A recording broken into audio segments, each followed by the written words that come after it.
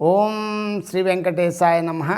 मैं professor S Narayan Raju YouTube channel में आप सबका मैं स्वागत करता हूँ।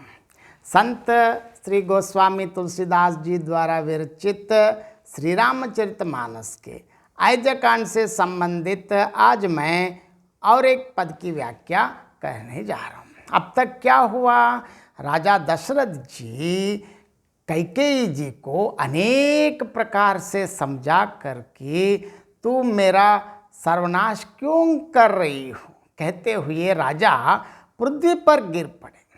पर कपट करने में चतुर कैकेयी ने कुछ भी उत्तर नहीं दिया, वो एकदम मौन बैठ गई। अब आगे क्या हुआ, सबसे पहले गोस्वामी तुलसीदास जी के शब्द में पद देखेंगे, पद के साथ साथ पद की व्याख्या भी देखेंगे।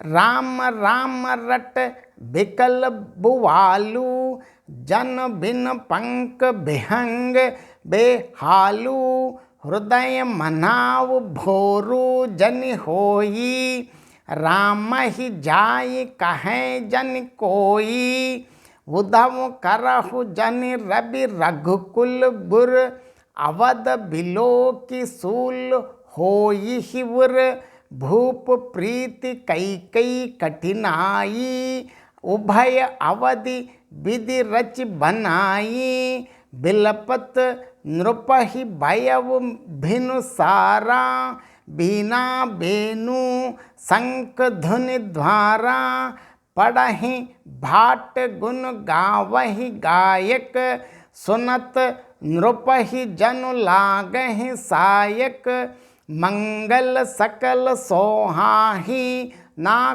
कैसे, सहगामिनी विभूषण जैसे, तेहि निस नीद पर नहीं काहू, राम दरस लालसा उछाहू, द्वार बीर सेवक सचिव कहाँ है उदित रवि देखी, जाघेऊ अजहु न अवधपति, कारण कवन विशेषी। अब इसके साथ साथ अयोध्या में क्या हो रहा है, क्योंकि सबको पता चला कि अगले दिन राम का राज्याभिषेक होने वाले हैं, लेकिन अंदर क्या हुआ किसी को पता नहीं है।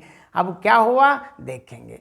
राम राम रट बिकल बुवालू, जन बिन पंक बेहंग बेहालू, हृदय मनाव भोरू जन होई, राम ही जाई कहे जन कोई। राजा राम राम रट रहे हैं और ऐसे व्याकुल हैं जैसे कोई पक्षी पंख के बिना बेहाल हो। वे अपने हृदय में मनाते हैं कि सवेरा ना हो और कोई जाकर श्री रामचंद्र जी से यह बात ना कहें। उद्धव करहु जन रवि रघुकुल गुर, अवध भिलो की सूल होई हिवर, भूप प्रीति कैकेयी कठिनाई, उभय अवधि विधि रच बनाई।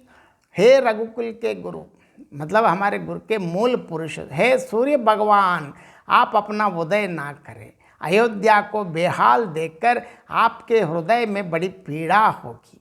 राजा की प्रीति और कैकेयी की निष्ठुरता दोनों को ब्रह्मा ने सीमा तक रचकर बनाया। अर्थात राजा का प्रेम की सीमा है और कैकेयी निष्ठुरता की सीमा है, दोनों एक्सट्रीम एंड में चले गए हैं।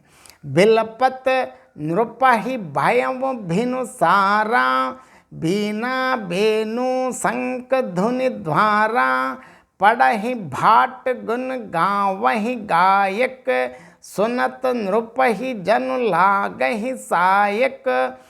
विलाप करते करते ही राजा को सवेरा हो गया। राजद्वार पर वीणा बांसुरी और शंख की ध्वनि होने लगे। भाट लोग विरदावली पढ़ रहे हैं और गवई गुणों का गान कर रहे हैं। सुनने पर राजा को वे बाण जैसे लगते हैं।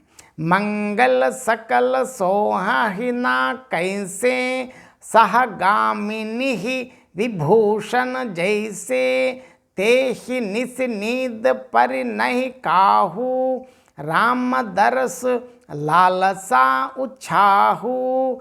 राजा को ये सब मंगल साज कैसे नहीं सुहारे। जैसे पति के साथ सती होने वाली स्त्री को आभूषण।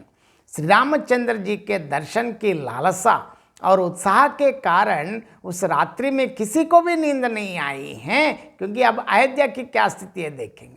द्वार बीर सेवक सचिव कहाँ है उदित रवि देखी, जागेव अजहु ना अवध पति कारण कवन विशेष। राजद्वार पर मंत्रियों और सेवकों की भीड़ लगी है। वे सब सूर्य को उदय हुआ देखकर कहते हैं कि ऐसा कौन सा विशेष कारण है कि अवधपति दशरथ जी अभी तक नहीं जागे हैं। इसी पद का संक्षेप में और एक बार मैं अर्थ बताना चाहता हूँ। दशरथ जी राम राम रघुराम रटते रटते हुए राजा दशरथ ऐसे व्याकुल हो गए जैसे कोई पक्षी पंख के बिना बेहाल हो।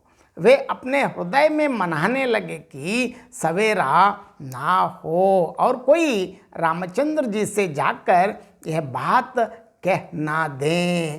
हे रघुकुल के गुरु, हमारे मूल पुरुष, हे सूर्य भगवान, आप अपना उदय ना करें। अथवा हे रघुकुल गुरु वशिष्ठ जी, आप सूर्य का उदय ना होने दें। कई टीकाकार यहाँ रघुकुल गुरु को रवि का विशेषण मानते हैं।